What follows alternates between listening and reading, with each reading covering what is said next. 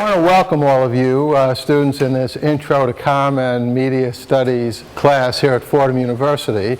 And as those of you in the audience can see, this is being videotaped.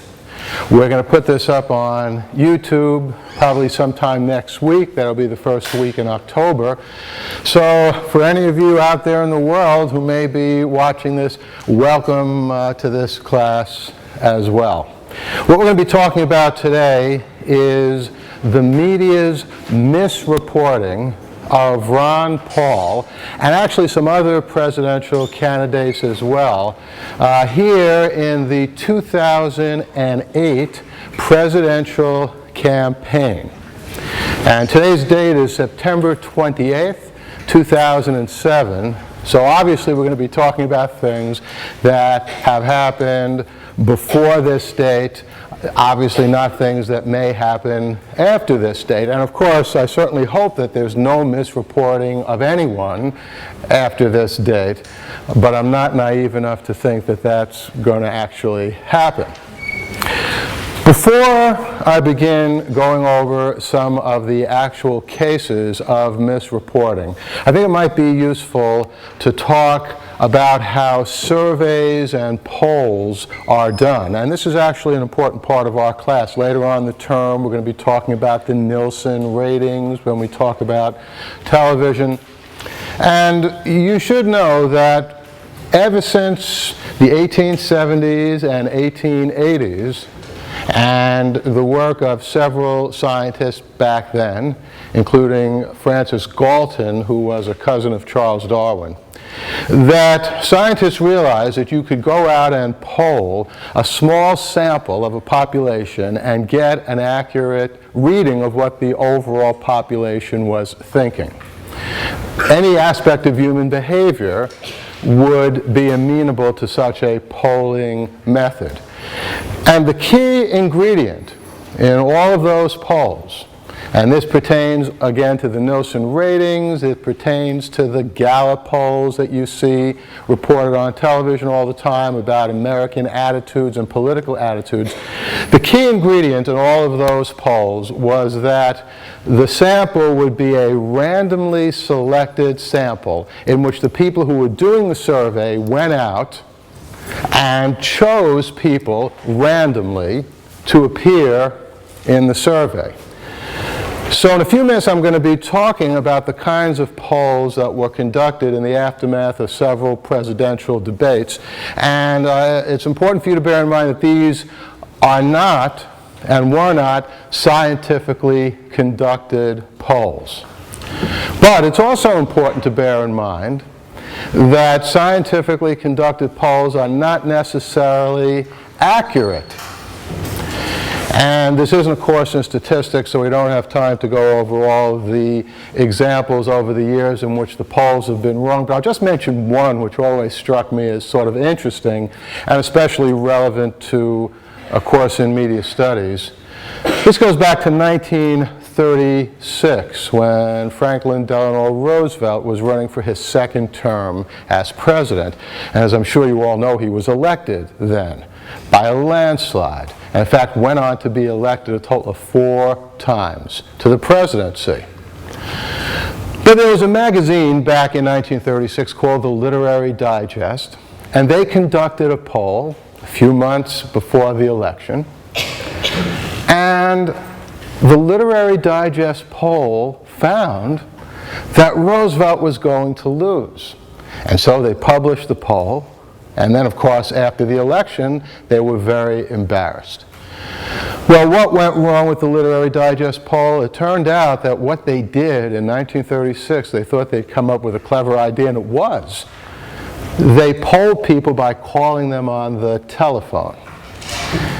And you don't yet know this maybe because we haven't gotten to the part in our course in which we talk about the invention of the telephone in 1876 and how long it took for the telephone to get into a majority of American homes. That actually didn't take place until the 1950s.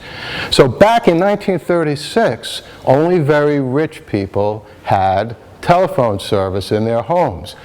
That's why the Literary Digest poll, even though it was randomly selected, even though the people who participated in the poll were randomly chosen, the way that the poll was conducted biased the poll to make it seem as if Roosevelt wouldn't win, because Roosevelt was never popular among the very wealthy in the United States.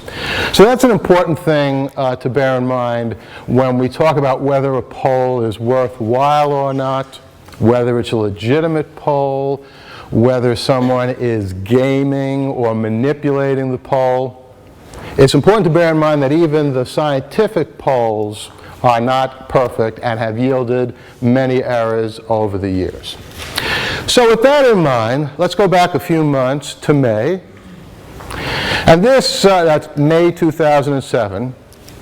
And this was the first time that I became aware of a problem in the way the media were reporting the presidential campaign, and in particular the way they were reporting the candidacy of Ron Paul. And let me make it clear, I have not endorsed Ron Paul for president. In fact, on my blog, infiniteregress.tv, I make it clear that I think Ron Paul is by far the best Republican candidate. But I want to see each party nominate the best person, and then I'll decide who I'm going to vote for.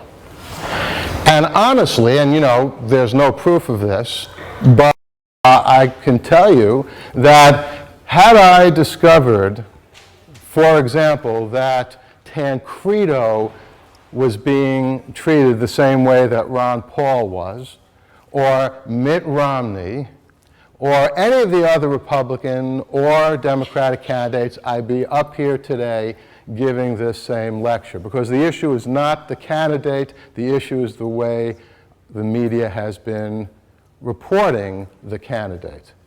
Anyway, back in May there was a presidential debate. There have been many of them since then.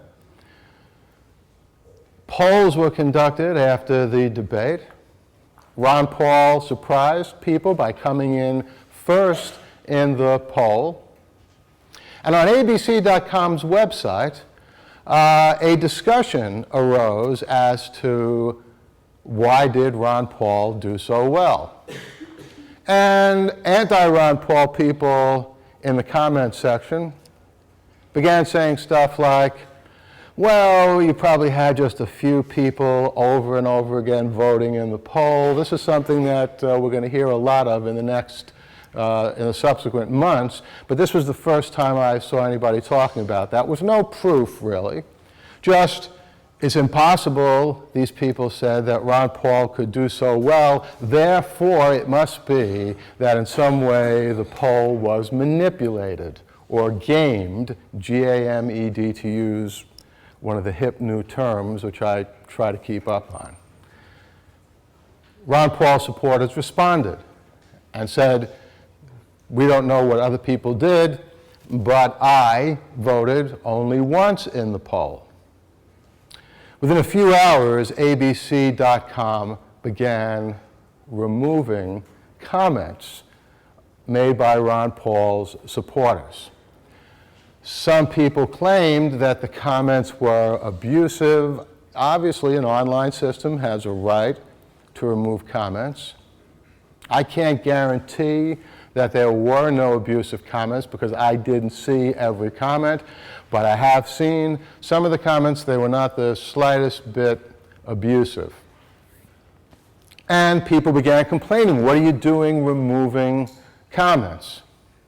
Within a few hours after that, ABC shut down its own message board. At that time, I wrote a blog post about it and basically said in the blog post, it was an open letter to ABC, look, do you have any evidence that the polls were manipulated? Do you have any proof? Why did you remove the comments of Ron Paul's supporters? And even worse than that, why did you shut down your own message board?